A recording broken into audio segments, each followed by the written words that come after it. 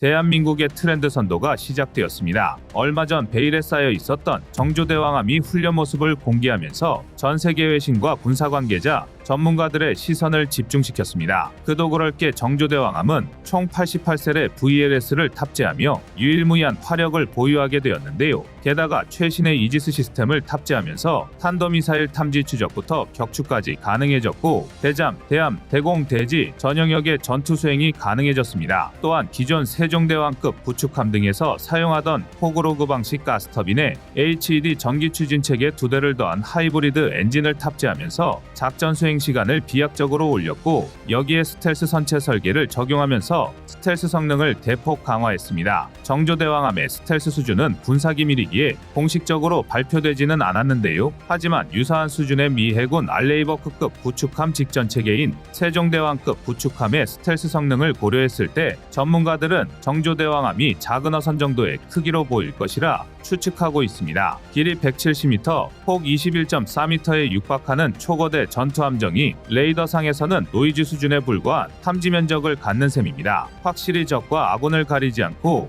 정조대왕함의 등장에 촉각을 곤두세울 만한데요. 그런데 여기서 끝이 아닙니다. 군사 분야에서 정조대왕함의 등장은 또 다른 충격적인 의미가 있습니다. 바로 거함거포주의의 부활입니다. 우크라이나 전쟁, 이스라엘 하마스 전쟁에 양안 전쟁 발발 위험까지 커지면서 최근 세계는 그야말로 군비 레이스에 돌입했습니다. 자국 안보를 위해 앞다투어 군사력을 증강시키고 있습니다. 특히 그 중에서도 수상한 분야는 마치 제2차 세계대전 직전처럼 과열 경쟁에 돌입하며 하나같이 몸집을 키우고 있습니다. 대한민국의 정조대왕함은 그 스타트를 끊었다고 할 수 있는데요. 실제로 독일조차 대한민국을 벤치마킹해 거함거포주의를 부활시키고 있습니다.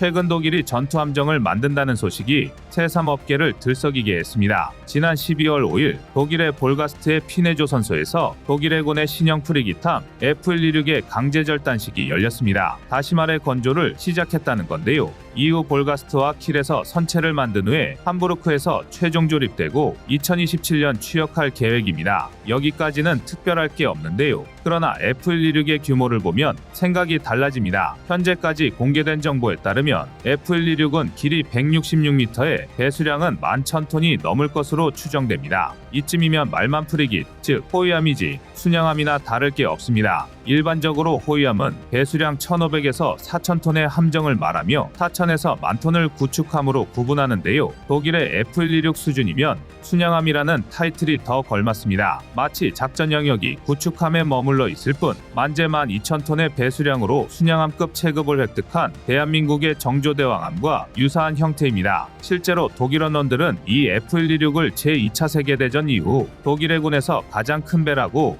연일 떠들어대고 있습니다. 지금까지 독일 해군 역사상 가장 큰 함정은 F125바덴 비르텐베르크급 호위함으로 전장 150m, 만재 배수량이 7,200톤에 불과했습니다. 호위함으로는 역시 상당한 크기였지만 주변의 적국인 러시아, 중국의 미사일 구축함과 비교해서는 다소 체급이 떨어졌음은 부정할 수 없는데요. 반면 F126은 미국의 주력 이지스 구축함인 알레이버크급의 9,900톤보다 큽니다. 알레이버크급 구축함의 배수량을 보면 얼추 짐작하셨겠지만 앞서 말씀드린 배수량별 함정 구분법은 일종의 불문율이었습니다. 이제와 유명무실해지긴 했지만 과거 세계는 런던, 워싱턴 해군군 축조약을 통해 해상전력 확장을 억제해왔는데요. 해상전력 자체가 한국과의 군사력을 타국에 투사하는데 최적화되어 있기 때문입니다. 그러나 이제 세계는 바야흐로 신거함거포주의를 맞이하고 있습니다. 당초 이 거함거포주의에 시동을 건 나라는 영국입니다. 1906년 당시 배수량만 18,000톤이 넘는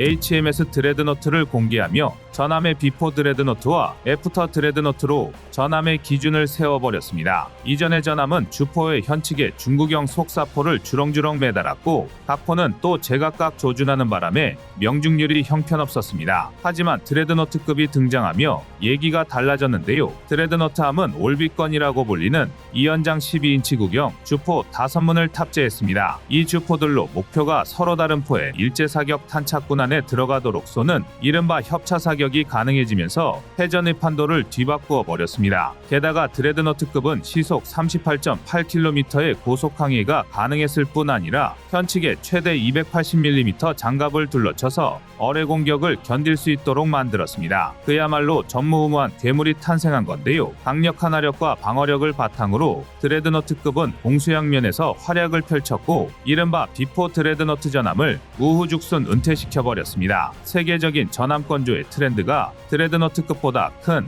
거함거포주의 방향으로 흘러갈 수밖에 없는 배경이 만들어진 건데요. 그럴 수밖에 없는 게 역사 속 해전을 한 문장으로 요약한다면 큰 놈이 무조건 이긴다입니다. 반드시라고 할 수는 없지만 과거의 사례일수록 대영함이 전투에서 압도적인 우위를 선점할 수 있습니다. 여기에는 별다른 이유도 없는데요. 아주 직관적으로 함정의 규모가 클수록 작전 반경도 그만큼 넓어지고 더 많은 무장을 탑재할 수 있으며 동시에 더 두꺼운 장갑을 두를 수 있기 때문입니다. 이는 현대의 구축함이 작고 몸집을 키우는 이유와 다르지 않습니다. 사실 거대 전함의 종말은 항공모함의 탄생 때문입니다. 전함의 한 포가 아무리 강력하다 하더라도 함재기보다 사거리가 길 수는 없었고 가판 위의 취약점을 노린 급강하 폭격은 두꺼운 장갑으로도 막아내기 어려웠습니다. 설상가상 대한미사일이 발전하며 단 한 발의 미사일로 수만 톤의 전함을 격침할 수 있게 되면서 가성비가 최악인 전함은 빠르게 역사의 뒤안길로 사라졌는데요. 이렇게 시가 마른 전함의 빈자리를 채운 게 구축함입니다. 구축함은 항공모함의 천적인 잠수함 사냥에 특화되어 있는 함정이고 이지스 시스템이 개발되면서 대공전 능력이 비약적으로 향상되어 항공모함을 호위하는 주연급 조연의 역할을 톡톡히 해내게 되었습니다. 이런 구축함이 몸집을 키우기 시작했다는 것은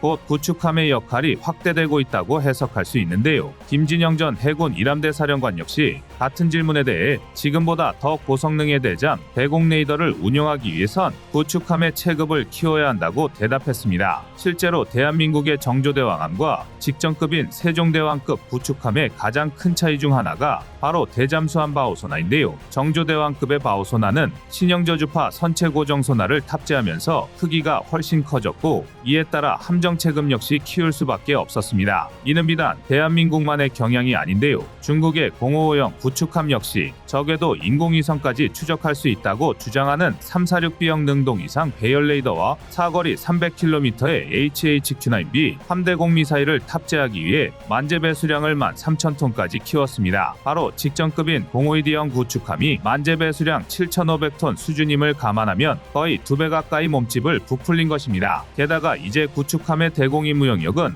단순히 적항공기나 대한미사일을 격추하는 데 벗어나 탄도미사일 요격 영역까지 확대되고 있습니다. 단적으로 대한민국의 정조대왕함만 보더라도 함수의 48셀, 한미의 40셀의 VLS를 탑재하며 SM-6 운용이 가능해졌는데요. 직전함급인 세종대왕급이 운용하던 SM-2 미사일이 24km 이내의 탄도미사일만 요격할 수 있었던 것에 비해 정조대왕함은 15에서 34km의 고고도 직전 탄도미사일까지 요격할 수 있습니다. 게다가 KVLS-2를 탑재하면서 장기적으로 40에서 100km의 고고도 요격이 가능한 SM-1, SM-2 함대공 버전 요격 미사일을 운용할 여지를 남겨두었습니다. 중국의 동해함대가 갈수록 규모를 키워가는 현 시점에서 이는 매우 중요한 전력 강화입니다. 중국의 동해함대는 중국 인민해방군 해군의 3대 함대 중 하나로 1949년에 창설됐는데요. 중국 함대 중에 가장 먼저 생긴 곳이기도 합니다. 사령부는 저장성 닝보에 있는데 작전구역은 동중국해, 즉 센카쿠 열도나 오키나와, 대만 등인데 현재 중국 해군에서 가장 많은 돈을 쏟아붓는 곳입니다. 참고로 닝보기지에서 우리나라 제주도까지는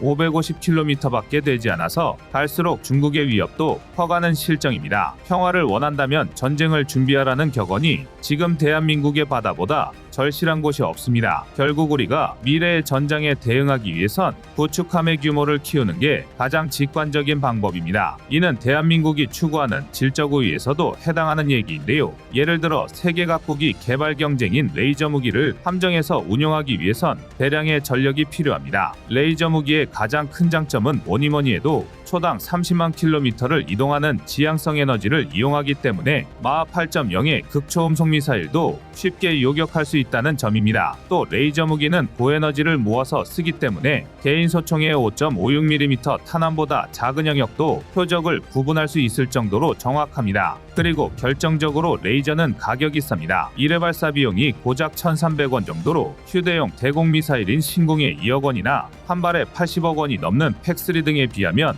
공짜나 다름없습니다. 게다가 레이저는 기관포나 대포처럼 별도의 탄약이 없어도 됩니다. 즉 전기만 공급되면 바로 운용이 가능하기 때문에 낙탄이나 오발에 따른 지상 피해가 거의 생길 일이 없다는 뜻이 됩니다. 하지만 이런 레이저 무기는 핵심인 출력이 뒷받침되지 않으면 손전등과 다를 게 없습니다. 출력을 높일수록 대응할 수 있는 표적이 범위를 늘릴 수 있는데요. 아직은 드론을 요격하는 수준의 20에서 60kW급 출력에 머물고 있지만 향후 대전차 미사일을 파괴하려면 100kW급, 순항 미사일은 300kW급, 또 전투기나 지상 표적 파괴를 위해서는 메가와트급 출력이 필요한 형편입니다. 이처럼 출력이 클수록 위력도 커지지만 고출력을 내려면 전체 시스템의 규모가 커져야 합니다. 이를 함정에 탑재하려면 플랫폼 자체의 크기를 키울 수밖에 없습니다. 결국 도돌이표처럼 거함거포주의로 돌아오는 것입니다. 물론 이를 위해선 함정의 스텔스 설계가 필수적입니다. 다행히 여기서는 대한민국이 두각을 나타내고 있는데요. 일례로 운용기간이 긴 만큼 상당히 많은 정보가 공개된 충무공이 순신급 구축함의 경우